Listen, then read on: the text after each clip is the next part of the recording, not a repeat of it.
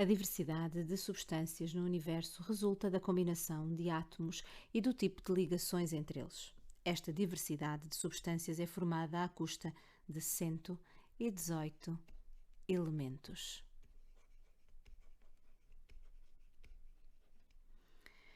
Mas por que razão se ligam os átomos e que tipo de ligações químicas existem?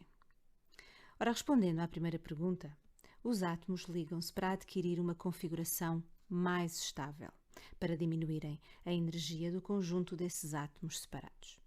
As ligações que os átomos podem formar são de três tipos. Temos as ligações covalentes, temos as ligações iónicas e temos as ligações metálicas. Tal como já foi referido em aulas anteriores, a ligação covalente consiste na partilha de pares de eletrões. Os átomos podem partilhar 2, 4 ou 6 eletrões, correspondendo respectivamente a uma ligação covalente simples, dupla ou tripla. Este tipo de ligações ocorre entre átomos não metálicos, que partilham eletrões para se tornarem mais estáveis. Ora, nesta tabela periódica estão aqui destacados elementos químicos não metálicos. Temos o hidrogênio e temos aqui o carbono, o nitrogênio, o oxigênio, o flúor, o cloro, entre outros elementos teus conhecidos. Vou agora aqui representar alguns exemplos de ligações covalentes que também já falámos numa aula anterior. Temos a ligação covalente simples entre dois átomos de hidrogênio. É uma ligação covalente onde há a partilha de apenas um par de eletrões, ou seja, 2 eletrões. É entre dois átomos de um elemento não metálico, hidrogênio, hidrogênio.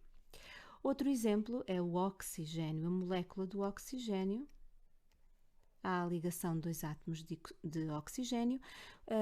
Esta ligação é uma ligação covalente dupla em que há a partilha de 4 eletrões, ou seja, 2 pares de eletrões. Temos também o exemplo da molécula de nitrogênio, em que a ligação é covalente tripla, há a partilha de 3 pares de eletrões, ou seja, de 6 eletrões. Podemos encontrar outros exemplos de ligações covalentes, não esquecendo que estas ligações ocorrem entre átomos de não metais. Temos, por exemplo, a água, é entre o hidrogênio e o oxigênio, que é também um não metal. Temos o exemplo do amoníaco, NH3.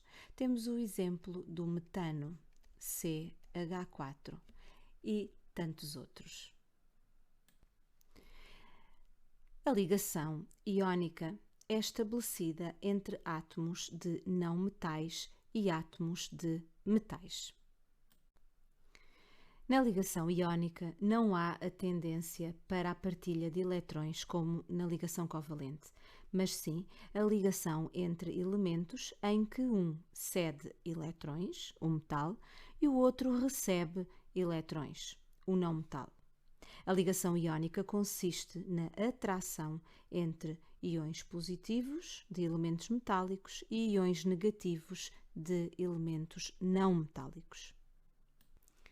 Assim, a ligação iónica irá ocorrer entre elementos metálicos, como o lítio, o sódio, o potássio, o magnésio, o cálcio, e um elemento não metálico, como o oxigênio, o cloro, o flúor. Ora, o sódio é um metal alcalino que tem tendência para perder um eletrão. Portanto, o sódio é um metal alcalino, pertence ao grupo 1 da tabela periódica e tem tendência para perder um eletrão, passando a íon positivo Na+. Por sua vez, o cloro, que é um não metal, é um halogénio, tem tendência para receber um eletrão e passar a um íon negativo, o íon cloreto Cl-. Ora, o sódio tem tendência para perder, o cloro tem tendência para ganhar. Ora, existe uma ligação iónica entre estes dois íons, porque existe uma atração entre o íon positivo e o íon negativo e passamos a ter cloreto de sódio, que é um composto iónico. Outro exemplo de uma substância iónica é o cloreto de magnésio. Ora, o magnésio é um metal alcalino-terroso do grupo 2 da tabela periódica e tem tendência para perder 2 eletrões, passando a íon Mg2+. E o cloro, um halogénio, um não metal, tem tendência para receber um eletrão, passando a íon Cl-. Ora, o íon magnésio vai ser atraído por 2 íons cloro. O magnésio vai ceder um eletrão a cada íon cloro. E temos a substância cloreto de magnésio. As substâncias iónicas têm as seguintes propriedades. São sólidas à temperatura ambiente, apresentam pontos de fusão e ebulição elevados,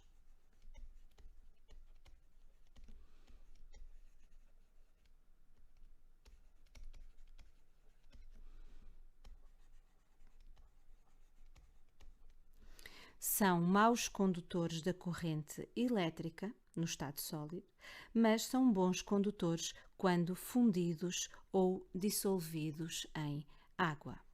Portanto, podemos dizer que são maus condutores elétricos no estado sólido. No entanto, são bons condutores elétricos quando fundidos, ou seja, no estado líquido, depois de serem aquecidos, ou dissolvidos em água.